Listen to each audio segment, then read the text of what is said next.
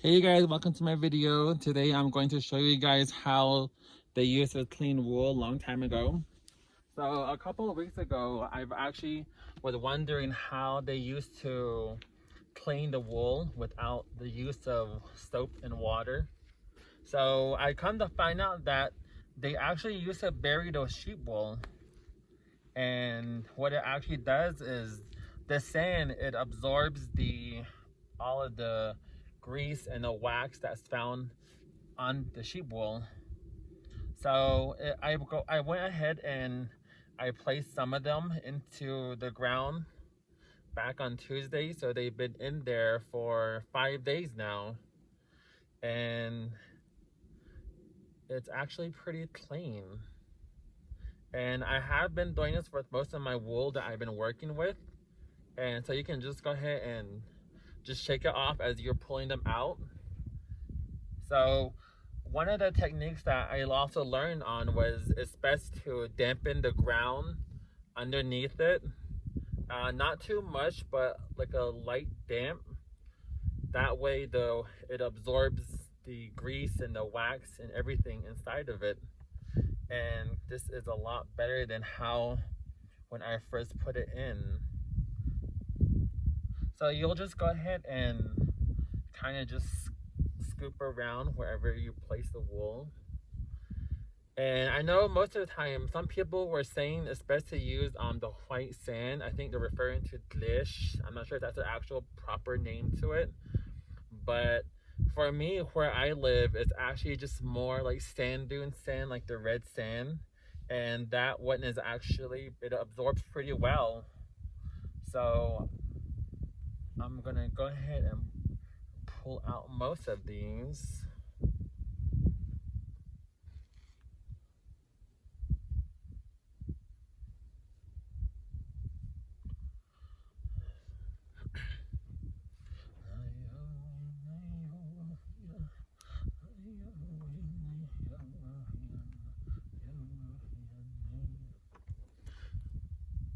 So when I was cleaning wool, most of it was pretty good, and until I came across some that were really built up with wax and grease inside of them.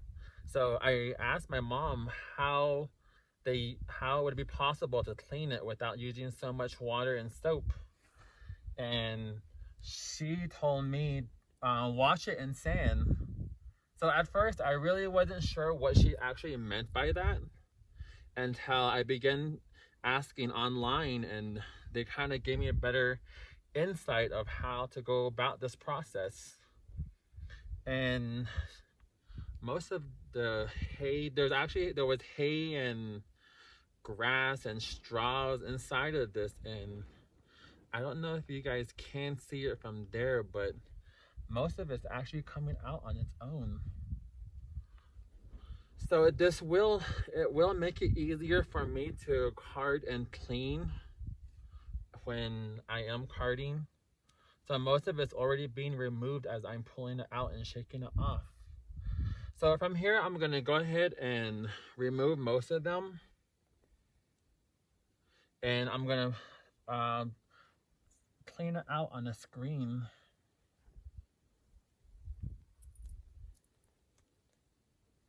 So this one here is more of like a dark gray color, and it's Navajo Chiro. The bet it's Aussie.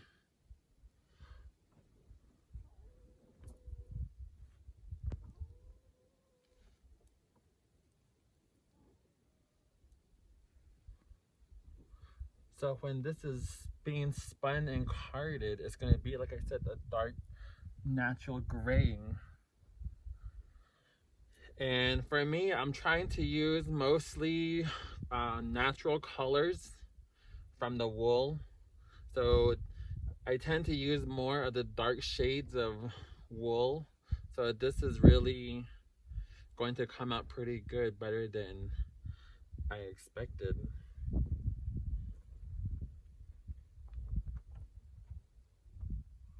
So it's been in here for, like I said, 5 days, and it's most of the grease and wax build up on it is, most of it's gone, so that's a lot easier for me.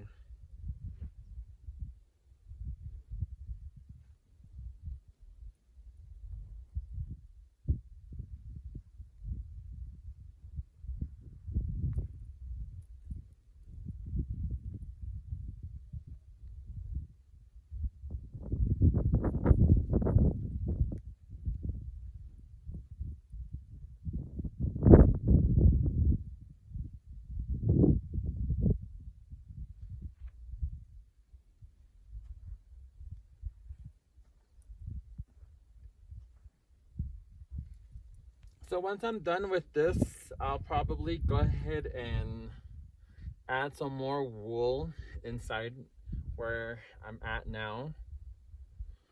So as I'm cleaning this, it'll take its time to, like I said, to leave it in the ground for a couple of days. And that's pretty helpful when you keep things going and moving along. That way I don't have to wait again. I can just pull the wool right out.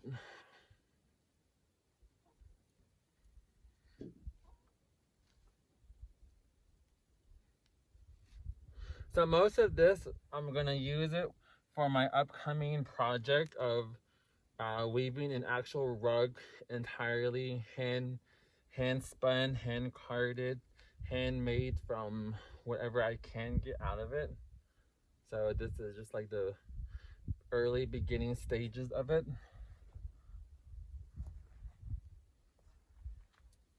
And I was lucky enough to get some of this, or most of it actually, from people who I know, whether I sheared for them or they offered the wool to me, because nowadays in recent years, most trading posts, they're not buying wool like as they used to before.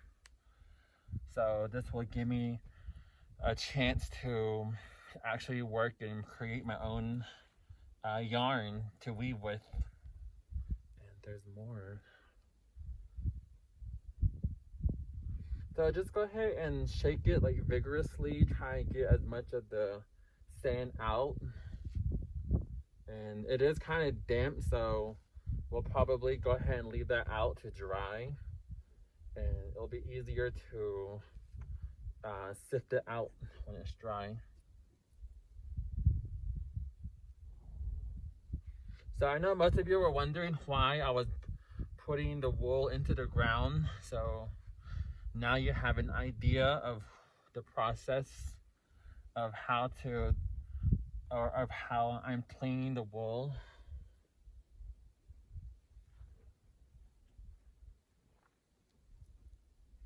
And this will actually save me a lot of time with hauling water, heating up the water, washing it, rinsing it, so on and so forth.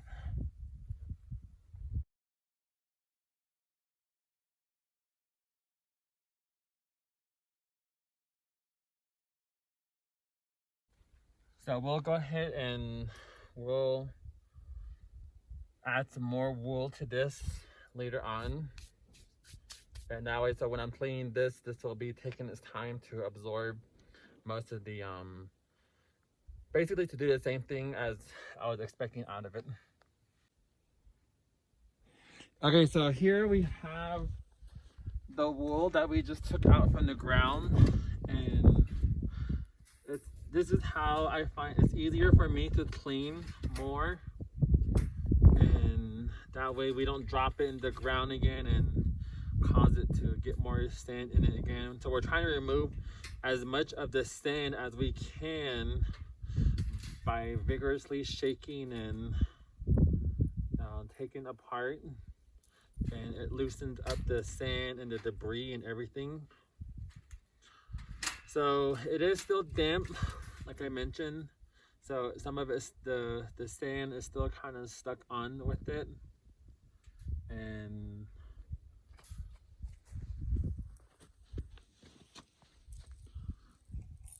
this is pretty much what it looks like, and we're trying to remove most of whatever's in there